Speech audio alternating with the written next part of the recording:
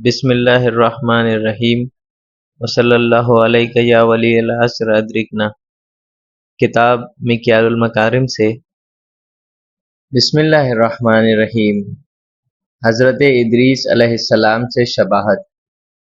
حضرت ادریس علیہ السلام حضرت نوح علیہ السلام کے باپ کے دادا تھے، جن کے نام اخنوخ تھا۔ خدا نے اسے بہت بلند کیا۔ کہا جاتا ہے کہ چوتھے آسمان پر لے جایا گیا، اور ایک قول ہے کہ چھٹے آسمان پر۔ مجموع البیان میں مجاہد نقل کرتے ہیں کہ حضرت ادریس علیہ السلام کو اوپر آسمان کی طرف اٹھایا گیا، جس طرح حضرت عیسیٰ علیہ السلام کو اوپر اٹھایا لیا گیا ہے، اور وہ زندہ ہیں۔ بعض نے کہا کہ چوتھے اور پانچویں آسمان کے درمیان ان کی روح قبض ہو گئی ہے۔ اس مضمون کی روایت حضرت امام محمد باقر علیہ السلام سے بھی منقول ہے۔ حضرت قائم علیہ السلام کو بھی خدا نے رفیع الدرجات عطا کیے ہیں۔ خدا نے حضرت ادریس علیہ السلام کو فرشتے کے بالوں پر بٹھایا تاکہ وہ آسمانی فضا میں پرواز کریں۔ علی ابن ابراہیم قمی اپنے والد گرامی سے محمد بن ابی عمیر سے ایک حدیث نقل کرتے ہیں کہ حضرت امام جعفر صادق علیہ السلام نے فرمایا، خدا نے ایک فرشتے پر غضب کیا اور اس کے بال کاٹ دیے اور اسے ایک جزیرے میں پھینک دیا۔ کافی مدت تک وہ وہاں رہا۔ جب خدا نے حضرت ادریس علیہ السلام کو مبعوث فرمایا، وہ فرشتہ ان کے پاس گیا اور کہا، اے اللہ کے پیغمبر، میرے لیے دعا کریں تاکہ خدا مجھ سے راضی ہو جائے اور میرے دوبارہ بال آ جائیں۔ حضرت ادریس علیہ السلام نے فرمایا، ہاں، دعا کرتا ہوں۔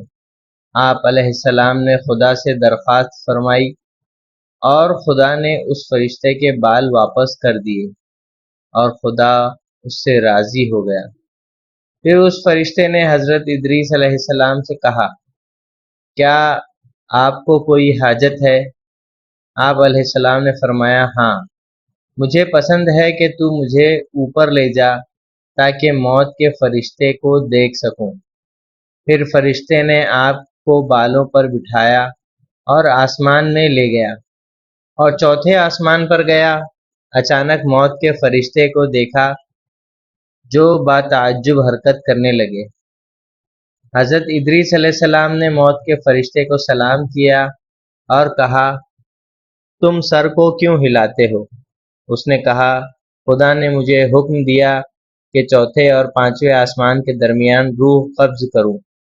میں نے کہا، اے پروردگار، یہ کام کیسے انجام دوں؟ چوتھے آسمان سے تیسرے آسمان تک 500 سال کی مسافت ہے، لہٰذا یہ کیسے ممکن ہے؟ پھر اس کی چوتھے اور تیسرے آسمان کے درمیان روح قبض کی، لہٰذا خدا فرماتا ہے، ہم نے اسے بلند مقام عطا فرمایا۔ ادریس علیہ السلام کو ادریس اس لیے کہا جاتا ہے کیونکہ آپ بہت ہی درس دیتے تھے۔ کہا گیا ہے کہ وہ جنت میں زندہ ہیں، اور یہ قول ابن عباس سے مروی ہے۔ حضرت قائم علیہ السلام کو روح القدس نے اپنے بالوں پر بٹھایا اور آسمان کی طرف لے گئے۔ کمال الدین میں ایک حدیث ہے کہ حکیمہ نقل کرتی ہیں، جب حضرت قائم علیہ السلام کا میلاد کا دن آیا تو امام حسن عسکری علیہ السلام نے آپ کو لیا، حالانکہ آپ علیہ السلام کے سر پر کبوتر پرواز کر رہے تھے۔ اس وقت امام نے ایک کبوتر کو آواز دی کہ آپ علیہ السلام کو وہ اٹھاتے اور حفاظت کے ساتھ 40 دن کے بعد واپس لے آئے۔ اس کبوتر نے آپ علیہ السلام کو اٹھایا اور آسمان کی طرف لے گیا۔ باقی کبوتر بھی اس کے ہمراہ تھے۔ اس وقت میں نے سنا کہ حضرت امام حسن عسکری علیہ السلام نے فرمایا، میں تجھے ایسے شخص کے ہاں سپرد کروں گا کہ جسے حضرت موسیٰ علیہ السلام کی ماں نے اپنے بیٹے کو سپرد کیا تھا۔ حضرت نرجس خاتون رونے لگیں۔ امام علیہ السلام نے ان سے فرمایا، آرام و سکون اختیار کرو۔ تمہارے دودھ کے علاوہ باقی دودھ اس پر حرام ہے اور وہ جلد ہی تیرے پاس واپس آئے گا۔ چنانچہ حضرت موسیٰ علیہ السلام اپنی ماں کے پاس واپس آئے تھے۔ خداوند عالم فرماتا ہے، اس طرح ہم نے وہ بچہ اس کی ماں کی طرف لوٹا دیا تاکہ اس کی آنکھ ٹھنڈی اور غمناک نہ ہو۔ حکیمہ کہتی ہیں، میں نے عرض کیا، یہ پرندہ کیا ہے؟ آپ علیہ السلام نے فرمایا، یہ روح القدس ہے۔ حضرت ادریس علیہ السلام اپنی قوم سے غائب ہوئے جب اسے قتل کرنا چاہتے تھے وہ لوگ۔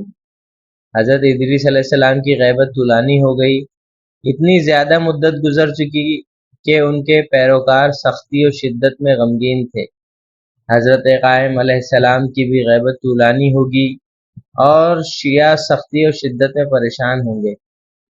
بہار الانوار میں رسول خدا صلی اللہ علیہ وآلہ وسلم سے منقول ہے کہ آپ نے فرمایا، تمہاری حالت ہمیشہ ایسی رہے گی حتیٰ کہ فتنہ و فساد عام ہوگا۔ ایسے حالات میں ایک شخصیت کی ولادت ہوگی جس کو لوگ پہچانتے نہیں ہوں گے۔ ظلم و ستم کی اتنی حد ہوگی کہ اللہ کا کہنا مشکل ہوگا۔ پھر خدا میری اولاد سے ایک شخص کو پیدا کرے گا جو زمین کو عدل و انصاف سے پر کر دے گا، جس طرح پہلے سے وہ ظلم و ستم سے پر ہوگی۔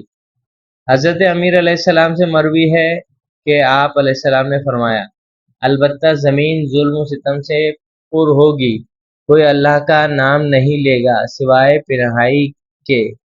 پھر خدا قوم صالح کو لے آئے گا اور وہ زمین کو عدل و انصاف سے پھیر دیں گے جیسا کہ پہلے ظلم و ستم سے پر ہوگی۔